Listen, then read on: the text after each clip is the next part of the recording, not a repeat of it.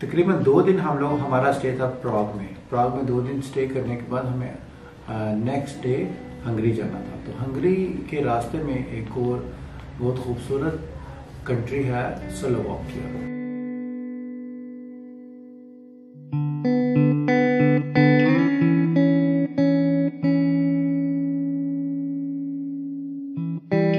ब्रिटिस्लावा जो सा है तकरीबन 3 से 3.5 घंटे के डिस्टेंस पे है प्राग से जब हम लोग निकले तो हमें ब्रिटिस्लावा पहुंचने में 3.5 घंटे लगे। तो बेसिकली ब्रिटिस्लावा एक बहुत नहायत ही खूबसूरत शहर है जो कि रिवर डेन्यूब के किनारे के ऊपर है।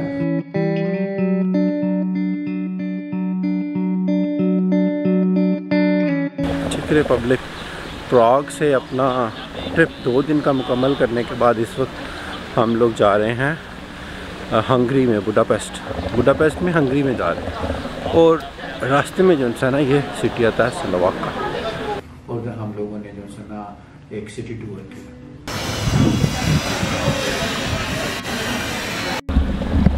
हाय गाइस, इस वक्त मैं स्लोवाकिया की कैपिटल ब्रिटिस्लावा में हूँ और ब्रिटिस्लावा के अंदर जो है मैं आपको इसकी सैर करवाता हूँ कि ब्रिटिस्लावा के अंदर क्या है। इधर मैं इस वक्त इसके मेन स्क्वायर में हूँ जो है सिटी सेंटर में है।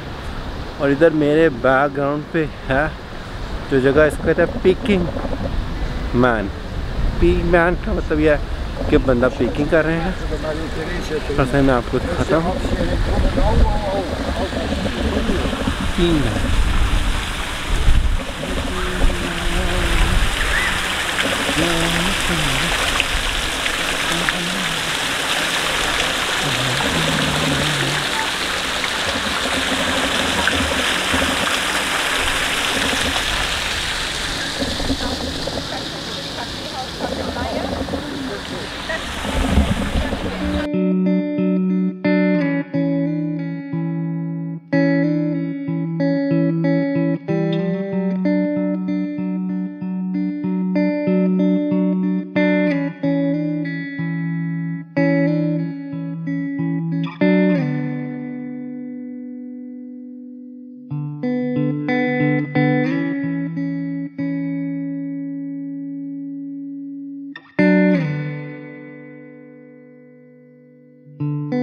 स्लोवाकिया एंड चेक रिपब्लिक ये बेसिकली पहले ऑस्ट्रिया का हिस्सा था और फर्स्ट वर्ल्ड वार के बाद जो है ना इन दोनों को अलग करके तो एक अलग कंट्री में आ जाके जिसको कहते हैं चेकोस्लोवाकिया तकरीबन ये कंट्री 1918 में बना। 1993 में जो है ना चेकोस्लोवाकिया को स्प्लिट करके 2 अलग कंट्रीज में कन्वर्ट कर दिया गया, जिसमें एक था चेक रिपब्लिक और दूसरा था स्लोवाकिया। तो इधर बेसिकली जो है ये एक बंदा है, ये अपना बैकग्राउंड में आप देखें मेरे, ये बंदा ज़मीन के अंदर लगाया हुआ है और लोग इसके साथ खड़े होकर तस्वीरें खिंचवा रहे हैं बहुत खुश होकर। नज़र आ रहा है आपको? ये है। तो अब हम लोग अपने दूसरे पॉइंट की तरफ जाएंगे जहाँ पे सारे लोग हैं, जो कि मेन गेट है इसका ब्रिटिस्लावा का, जहाँ पे इनका मेन चर्च है। इस वक्त मैं जो है ना अपना एक वॉकिंग टूर कर रहा हूँ और वॉकिंग टूर में मैं आपको दिखाता हूँ कि व्यूज़ किस तरीके से हैं।